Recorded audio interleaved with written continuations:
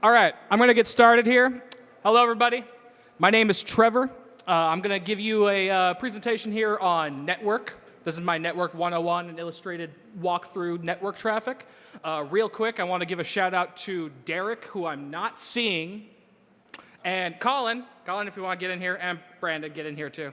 So, when I first joined SecDSM, what? I just want to do the shot. Oh, you just want to do the shot? Man, I had this whole thing planned out. All right, whatever. Let's drink on 3. 1, 2, 3. All right, cool. Now do the thing. Fine. When I first joined SecDSM, I was incredibly antisocial, and I hated talking to people. So I was trying to get a job in the industry, and Brandon and Colin here are among the two guys who reached out to me and actually talked to me, worked me up, and got me to fix my resume, for lack of better terms, and I was able to land my first job at Iowa State University. So I'm very happy for that, and I'm here to pay it forward. Yeah, clap if you have to. All right, so about me. I am a graduate of DMAC in cybersecurity, have a associate's in applied science there. I am employed currently at Iowa State University as a system administrator. I am the main Linux administrator for the entire College of LAS. Ask me how that goes afterwards. Combined experience of IT of 8 years. I'm not so much a red teamer as I am a blue teamer. I'm not into AppSec. I don't do malware analysis. I more like to build infrastructure and get them talking to each other. Compulsive home labber. I have a VoIP server, an email server. I have tons of websites, and it's just all for fun. I did it in my spare time, and honestly, it's what got me my current job. And I am planning on returning to school at Iowa State University. I'm going for a bachelor's in computer engineering. While this is an R-rated get-together, sorry, I was raised in a punk rock and Italian-American household, so if I accidentally let slip the F word in between sentences, please note that I am not under stress. I am just losing my train of thought. It's nothing personal. Don't worry about it. All right, so what we'll be talking to you about today. We're going to be talking about network traffic, duh. But I'm going to be doing it by asking a few leading questions. Why can't my computer connect to the internet? What does a connection look like? And how do I know someone can't read my connection? At the level I'm speaking, we could easily mention a few DDoS and attack vectors that would be kind of important, but that kind of falls out of scope. I am solely focusing on network literacy today. So, to get started, I'm going to ask, what is this? Now, I'm sure there are people in this room who could tell me exactly what's going on in this picture, but the point is to try to explain it. So, if you know what's going on, keep it to yourself. This is the summary of a packet in Wireshark. So the focus of this talk will be broadly to demystify the information you're seeing here. And to do that, I'm going to walk us through the OSI model.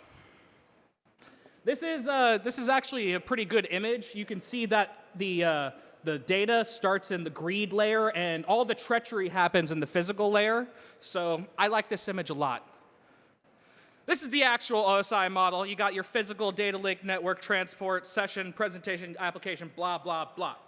I am mainly going to be focusing on what we call the protocol data units. So I'm going to be talking about the physical, the data link, the network, and the transport. But then once I reach this part, it's just going to be data.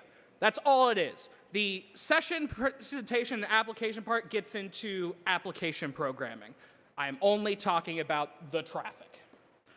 And you can break down what we were looking at earlier by the color codes. You see that we have this part, which is the physical, the data link, the network, the transport, and the application.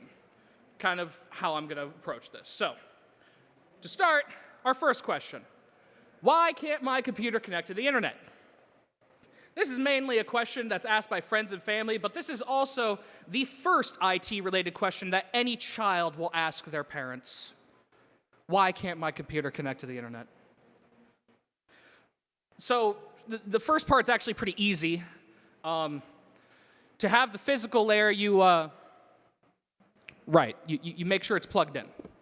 Cool, that was easy. I mean, there's also wireless. You can connect your machines, like smartphones, wirelessly. That counts as physical. It's not something tangible, but it's still the physical layer. Next, we have data. When you plug in a computer, if you have the physical layer, you most likely have the data link layer. So that's where the easiness stops. The hard part comes into the network layer. Network is often set up automatically once you are connected to a router or a switch, so long as there's a router somewhere in the daisy chain of devices that you're connected to. You'll know you have a network connection once you have this information right here. What is this information right here?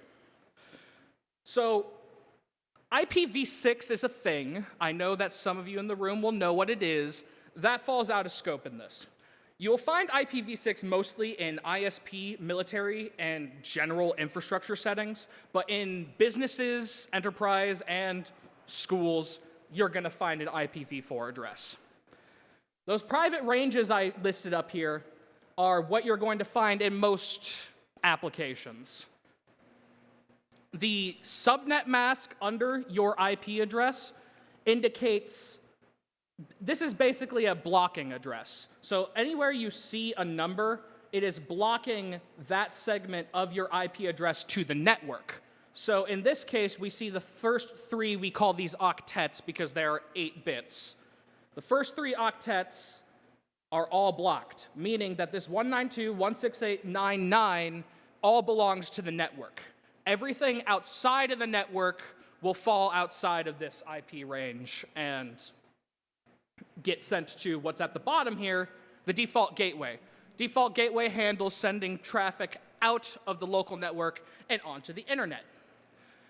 But how do we get this IP? It doesn't just fall out of the sky. Where does it come from?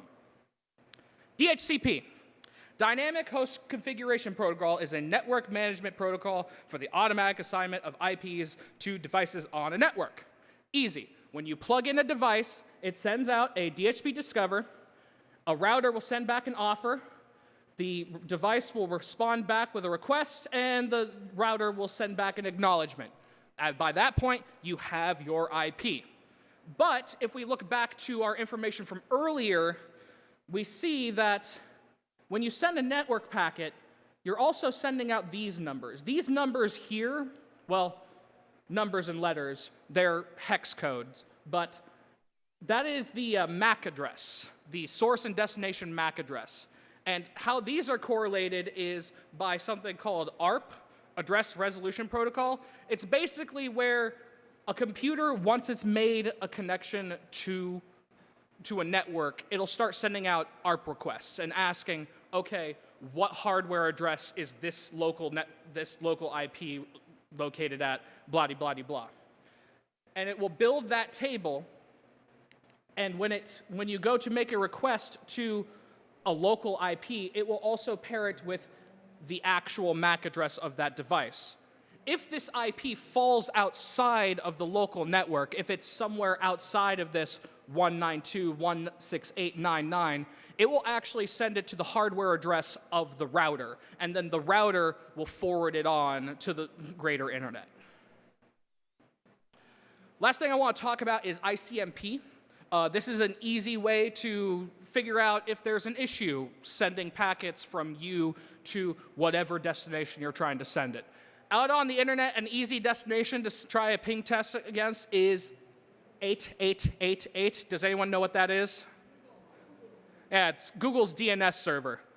It's always up. So if you can ping 8888, you pretty much have a connection that can reach the internet, and you can reach Google. That is an old picture. So we've now reached the internet, and we've figured out how that works. What's next? What does a connection actually look like? This is going to be where all the nuts and bolts are. So when we start talking about Wireshark packet captures, this is where it's all going to happen. First, I'm going to talk about TCP. I include the words "a segment of a stream" because every TCP packet is part of a broader connection that's being made. Because transmission control protocol is a connection-oriented protocol, the client and the server must first establish how they're going to connect to each other and the parameters of that conversation, and then you get to the application data. So you see here, this is a TCP connection with the source port of 80 going back to the destination port of blah, blah, blah. TCP is also ideal for sending a lot of data segmented and ensuring the integrity of the data sent, because every single packet is going to be sent with a confirmation number, and the receiving server has to send an acknowledgement with that confirmation number back, and it gets very cumbersome very quickly. Lucky for us, this happens over milliseconds. So to start a TCP connection, it uses something called the three-way handshake. You first send a synchronized request. The server will respond back with a synchronized acknowledgement of the client's synchronized request. And then the client will send back an acknowledgement, and voila, you've started a TCP connection. From there, you can send any sort of data. It's completely dependent on the application at hand, but that's how every connection starts. To end, we have the four-way handshake, but there's only two parts, really. There's the FINAC, and then the acknowledgement of that finish. It's four-way because the other side will repeat it back to the client. This allows the either side to initiate a finish, so that's why it's called a four-way handshake, because ultimately there will always be 4 packets in the finish. So to get into the data part, once we've established a connection, we've synact act, we can start actually sending data. So I'm going to use HTTP to try to convey what this looks like. The client will send an HTTP request message to the server. Again, for longer messages, data will be sent in multiple packets, and they will be sent in an ordered by sequence number, which is then arranged by the server in proper order. The server will send back an acknowledgement for every sequence number packet it gets, ensuring that the client knows if something was lost in transit and needs to be retransmitted. The client can then send a push request to the server to indicate that it's completed sending all the data that it intends to send, and the server should then push what it has on the stack to the application. The process repeats again with the server response. And as you can see, this looks suspiciously like a HTTP response code. Behavior is completely dependent on the application, by the way. This is just HTTP. And this is a little bit what it looks like. You see the SYN-ACK, ACK, then the HTTP request, the acknowledgement that was received, the response back, which, if you look closely, is our packet from the beginning, and then the acknowledgement that that response was gotten, and then the FINAC. Easy. That's a TCP connection. So to review, if we look at this, we can see that following the frame, we have the 2 MAC addresses, the source MAC address of the first machine and the destination MAC address of the second machine, the intended IP address of the source and destination, the port that this particular conversation is originating from, and the destination, and the application data that's being sent along with a big glob of bytes that will be interpreted by the application. Whew. All right. So that's TCP. Thankfully, it gets easier. Next, we have UDP, which is just a datagram. It is a packet with data. That's it. UDP, User Datagram Protocol, is a connectionless protocol. Response is totally dependent on the application at hand. So when I send something, I'm not expecting to get a response. I tell you a UDP joke, but you might not get it. Yeah. But this is ideal for things like gaming, VoIP, streaming, and transactional messaging, where the lower the latency, the better. So to illustrate this, we can actually go back to DHCP, which is done by UDP. Being connectionless means it can also handle broadcast messages or messages sent to every host on a subnet. When you send a UDP packet, remember that you're not going through the process of acknowledging everything that was sent, so you can send it to everybody on a network and only expect a few responses. The broadcast address of any given network is always going to be 255, 255, 255, 255. Essentially, that means if this hits any switch or any router, it gets sent to every connected device. It's terminated at the router edge, though. The router will not send anything to this address to the broader internet. We can also look at DNS, which is purely transactional. You see that I make a request for the address of Google, and I get a response. Often they'll make two requests, one for IPv4, one for IPv6, and you'll get both responses immediately. There's no wait. So that's all well and good. There are more protocols than just TCP and UDP, but those kind of fall out of scope. I'll talk about one at the very end, but we're going to move on. How do I know that a threat actor can't read my connection? Is a pretty big question. We've been looking at traffic that I can just read in Wireshark all the way up to this point. That's kind of scary, right? Whatever you do on the internet, people can just read? What the fuck is that? So, Wireshark has some really neat features, if you ask me. Looking at all this traffic can be a little busy because computers are incredibly chatty. If you have more than a few computers on a network and you do a packet capture just listening to all the traffic on a network, it's going to fill up fast and it's going to be hard to look at. Thankfully, Wireshark has a very robust filtering system. I don't know if you can see that very well, but I have it filtered for source IP for just the network segment that I'm working with, and destination IP for just the network segment I'm working with. Makes it easy to isolate just the traffic I want to look at. There is also a handy little feature in Wireshark where if you take a TCP, just any packet in a TCP stream, you can right-click it, hit follow, and hit TCP stream, and that'll give you a view like this. You can see the red part is the client request, and the blue part is what's sent back. All in plain text. Scary. So, TCP has something bolted on top of it to ensure that stuff like this can't just be read. We call that TLS, Transport Layer Security, not to be confused with SSL, which does not exist anymore. Please stop talking about it. TLS is implemented as part of the TCP. What's that?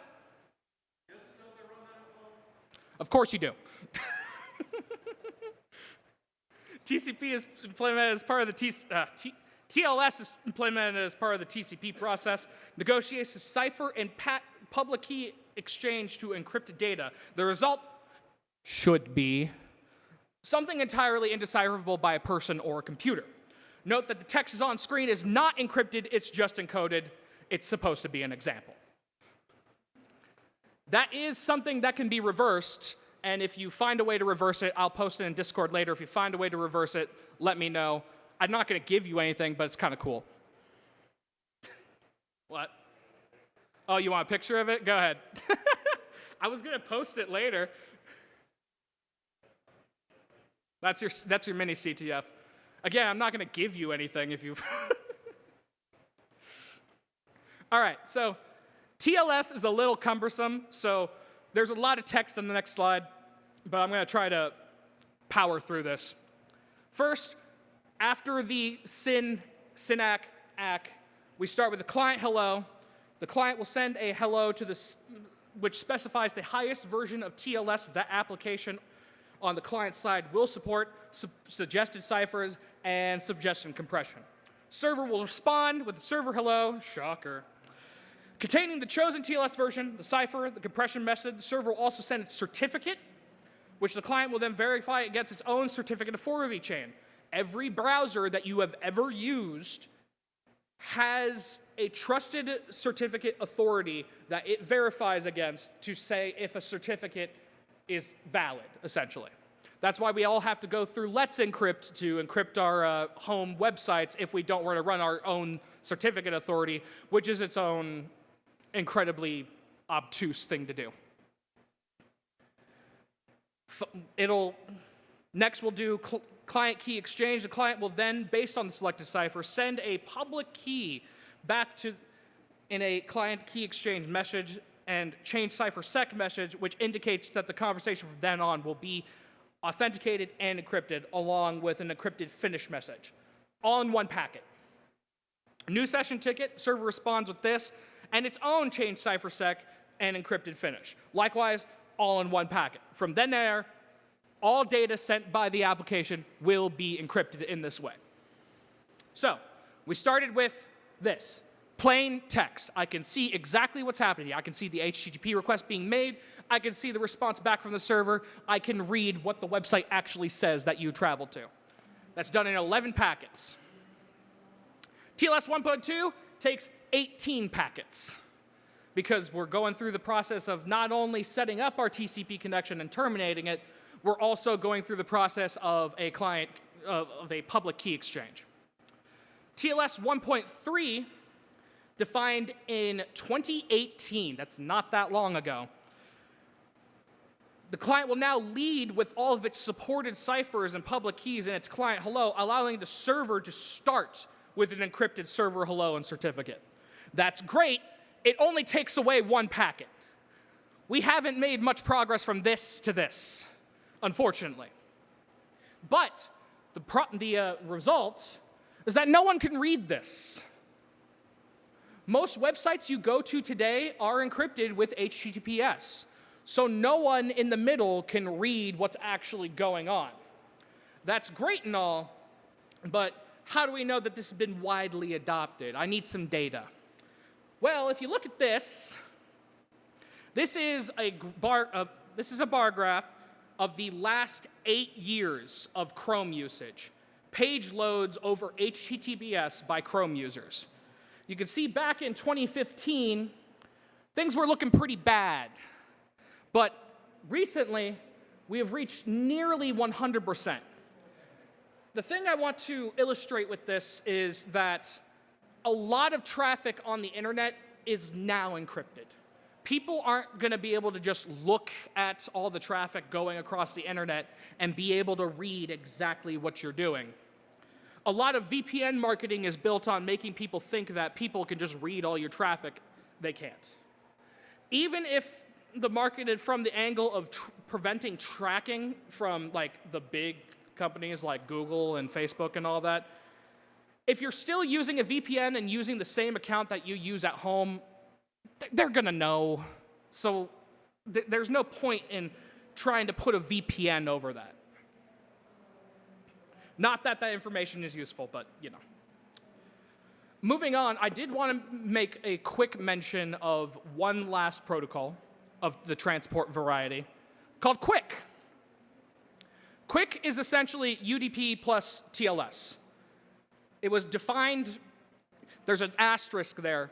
Google wrote a definition of QUIC back in 2016, which was then iterated on and had an actual ratified version of QUIC in 2020. And that's what's being implemented by things like Cloudflare and soon AWS and all that. But this reduces latency caused by the cumbersome TLS handshake done over TCP.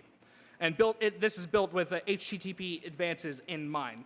You can kind of see from this thing that I have here that TCP connection gets started in so many packets.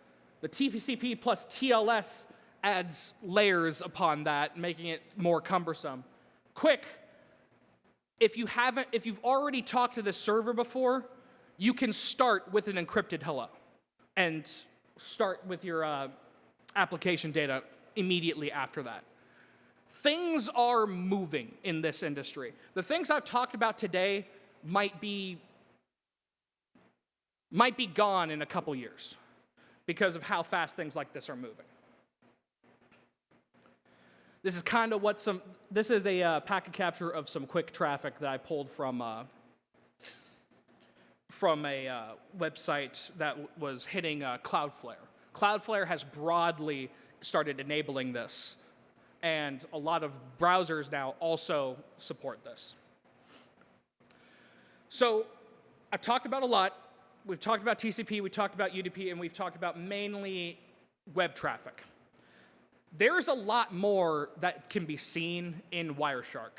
And that's why I encourage you guys to take note of this. If you're ever looking at a packet capture and you don't recognize something, or you want to learn everything there is to know about email, you can go here.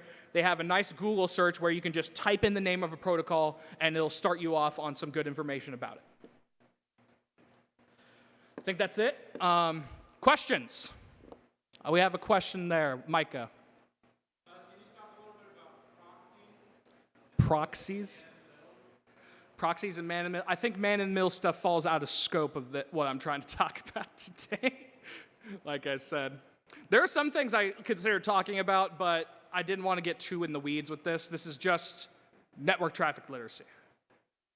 Any other questions? This here is a QR code to the text version of this. I've typed up a whole blog article if you ever want to reference what I've talked about or want to look at some of the Wireshark packet captures I took. QR code right there. Colin.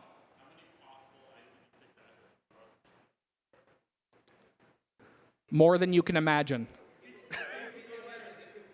What? Oh, okay. He asked, how many possible IPv6 IP addresses are there?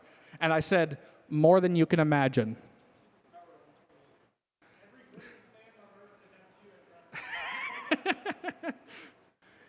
Yeah, but we still use IPv4 because we've introduced technology to abstract away parts of the internet from each other and blah, blah, blah, blah.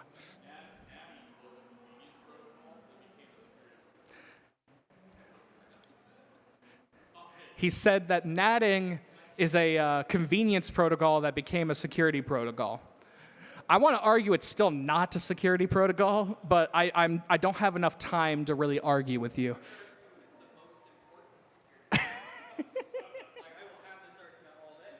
All right. Any other questions? Are you a teapot? Am I a teapot? What's the return code on that? I think it's 416. Yeah. 418? Of course. I'm always slightly off on these. 418, I'm a teapot. No, I can't brew coffee. I cannot. All right, anything else? Any other funny quips? There in the back. Can you have on one network segment or just in general? Just in general? I used to know this off the top of my head. I don't anymore. 4 billion? 4 billion-ish? That sounds right. All right. Thank you, everyone.